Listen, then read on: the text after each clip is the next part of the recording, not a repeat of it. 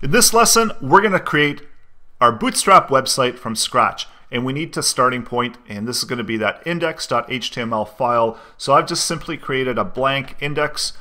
I've created a blank file, named it index.html, and this is where we are right now. So to get Bootstrap into our project, so the first thing I like to do is either I've got a Bootstrap template that I utilize, or I write out this Bootstrap code and set that up first. So that's the first thing I want to do, is bring Bootstrap and have a ready to go HTML formatted Bootstrap template. So over here I've got actually the Bootstrap files downloaded. So I've got the Bootstrap CSS there, I've got the Bootstrap JS library there, so I can bring those into my project because I've already downloaded them. But I'm also going to show you how we can bring that in and how we can utilize the CDN and bring those in instead onto our project. So we're going to be using the web CDNs instead of the local ones, but it doesn't matter which way you access Bootstrap. So as long as if you prefer downloading it, then you can do that as well. So a good idea when you're working with Bootstrap is not to touch the Bootstrap CSS file. If you're making any kind of adjustments or tweaks to the CSS, then go ahead and create them within another CSS file and then place that CSS file under the Bootstrap one, or keep it within on page, because this is going to be a single page project. So we are going to be keeping everything on page, and then we're going to create that CSS file afterwards. So let's go ahead and connect with the CDN. So I'll show you where to find that online. So when you go to the Bootstrap website, so again, we're in the Bootstrap 4 here, and they've got a quick link here for the Bootstrap CDN. So you can simply copy that to the clipboard, open up your project, and paste that in.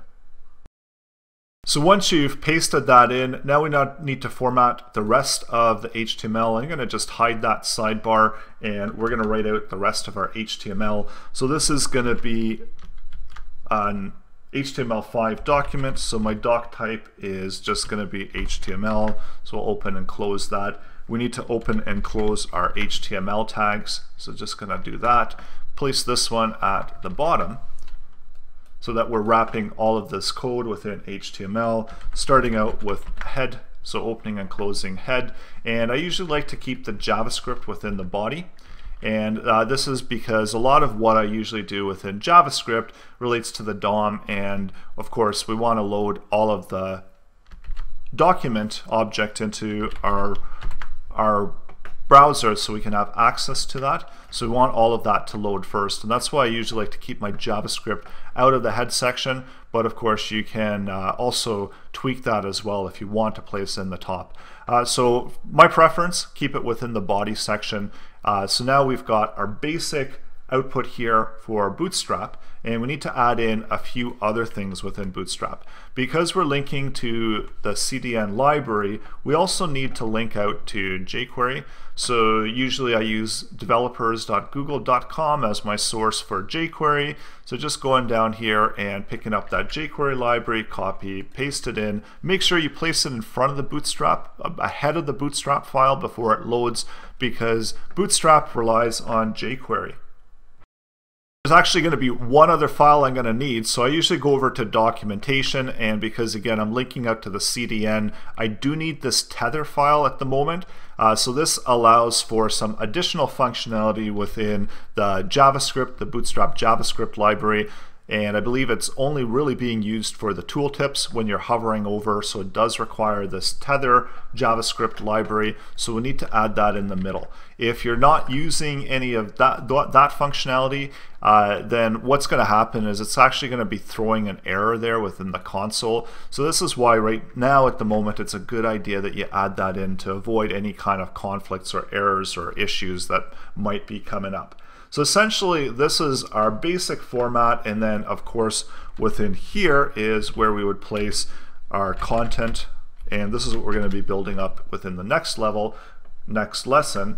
We also should always specify the viewport, and I usually like to include the title, so some spacing here for the title tags, so that we always know that we want to place that within there. So I'll just call it Bootstrap website. And we also need to specify some meta information such as the viewport. So let's set that up as well. So meta, and name equals, so the name is viewport. Actually going to cheat a little bit, and I'm going to pop over to the Bootstrap website. They've got a nice starter template there which you can utilize in order to bring in the Bootstrap stuff fast into a project. So essentially you could just copy all of this out and get started with your website. So I'm going to just copy the top part there, and I'm going to just redo that so that now we're all ready for Bootstrap. So let's save that and go out to our browser here and refresh it, and there we go. So we're all ready to go with Bootstrap. And in the next lesson, I'm going to show you how to start creating some Bootstrap ready content. So that's coming up in the next lesson.